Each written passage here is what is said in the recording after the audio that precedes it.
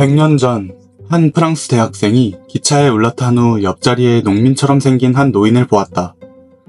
노인은 신앙이 있는지 손에 묵주를 들고 기도문을 중얼거리고 있었다. 학생이 물었다. 선생님, 이런 시대에 이렇게 뒤떨어진 물건을 믿습니까? 노인이 대답했다.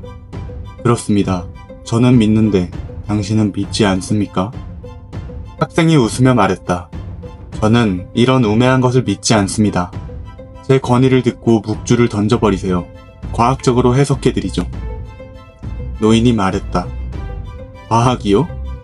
저는 과학을 잘 모르는데 당신이 나에게 해석해주면 좋겠군요. 학생이 말했다. 이것은 한두 마디 말로 할 수 있는 게 아닙니다.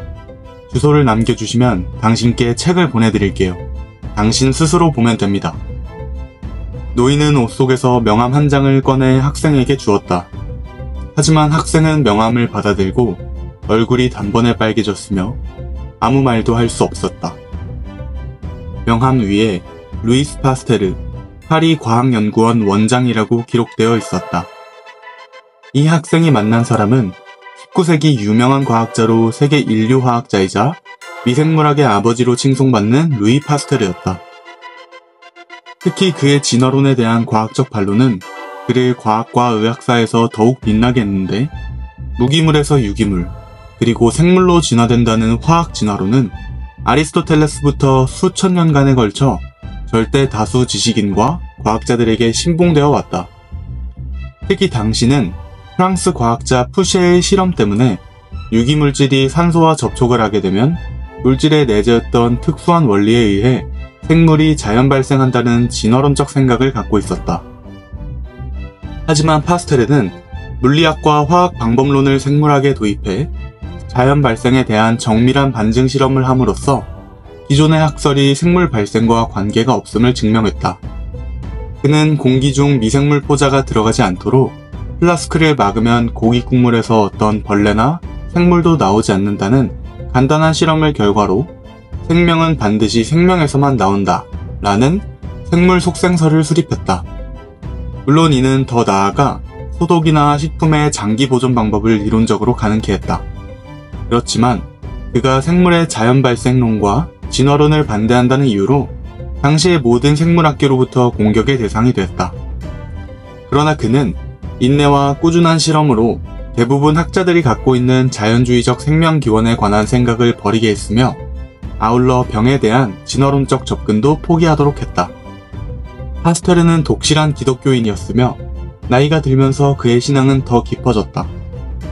그는 가끔 신앙에 대한 질문을 받을 때면 많은 것들을 알면 알수록 나는 농부의 신앙으로 다가갑니다. 그러나 만약에 내가 모든 것을 알았다면 나는 농부 아내의 신앙을 가졌을 것입니다. 이 말은 그가 과학을 깊이 연구할수록 신을 훨씬 더 단순히 믿었을 것이라는 뜻이다. 파스테르는 단순히 위대한 과학자일 뿐만 아니라 신실한 그리스도인이기도 했습니다. 그의 신앙이 과학적 발견에 어떻게 영향을 미쳤는지 함께 알아보겠습니다. 보통 과학과 신앙이 서로 충돌할 수밖에 없다는 생각이 흔합니다. 그러나 루이 파스테르는 이를 완전히 반박하는 인물입니다. 그는 신앙을 바탕으로 과학적 탐구를 이어갔고 그 결과로 현대과학에 지대한 공헌을 했습니다.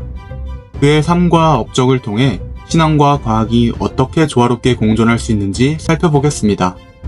많은 사람들이 과학적 발견이 신앙을 약화시킬 것이라고 생각합니다. 그러나 파스테르는 오히려 자신의 신앙이 과학적 발견을 이끌었다고 믿었습니다.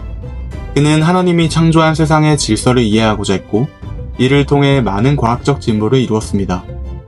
이런 파스테르의 관점을 이해하려면 그의 연구 과정을 자세히 살펴봐야 합니다. 파스테르는 미생물학의 기초를 다지며 질병이 자발적으로 발생하는 것이 아니라 세균이 질병을 일으킨다는 병원균설을 제안했습니다. 이 혁신적인 발견은 그의 신앙과 깊이 연관되어 있었습니다. 그는 신앙을 통해 세상의 질서를 이해하고자 했으며 이를 바탕으로 과학적 탐구를 계속했습니다. 그의 연구는 현대의학과 생명과학에 지대한 영향을 미쳤습니다. 파스테르는 발효 과정에 대한 연구로도 유명합니다. 당시 발효는 자연적으로 발생하는 것으로 생각되었지만 파스테르는 특정 미생물이 발효를 일으킨다는 것을 밝혀냈습니다.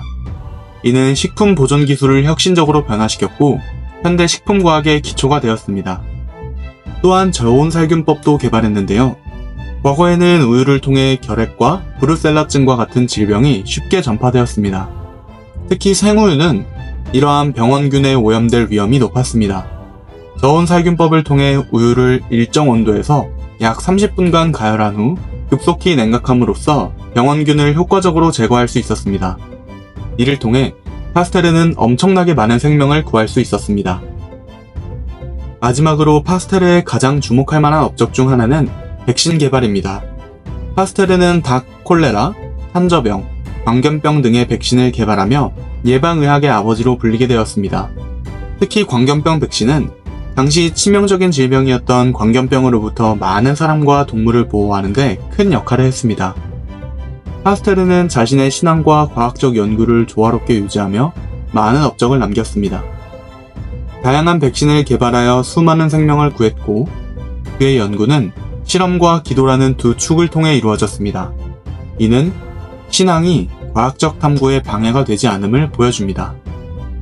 파스테르의 연구는 실험을 통한 검증을 중요시했으며 이는 과학적 방법론의 확립에 큰 공헌을 했습니다. 그는 파스테르 연구소를 설립하여 많은 과학자들을 양성하고 그들의 연구를 지원했습니다. 이 연구소는 오늘날에도 여전히 과학 연구의 중심지로 남아있습니다. 또한 파스테르는 자신의 연구 결과를 실용화하는 데에도 힘썼습니다. 그의 연구는 농업, 의학, 공업 등 다양한 분야에서 실용적으로 적용되었으며 많은 사람들의 삶을 개선하는 데 기여했습니다. 파스테르의 연구는 단순한 이론적 발견에 그치지 않고 실제로 사람들의 삶에 긍정적인 영향을 미쳤습니다. 파스테르의 발견은 단순한 과학적 성과를 넘어 신앙과 과학이 공존할 수 있다는 중요한 메시지를 전달합니다. 그의 연구는 많은 사람들에게 영감을 주었고 신앙을 바탕으로 과학적 탐구를 이어가는 이들에게 큰 용기를 주었습니다.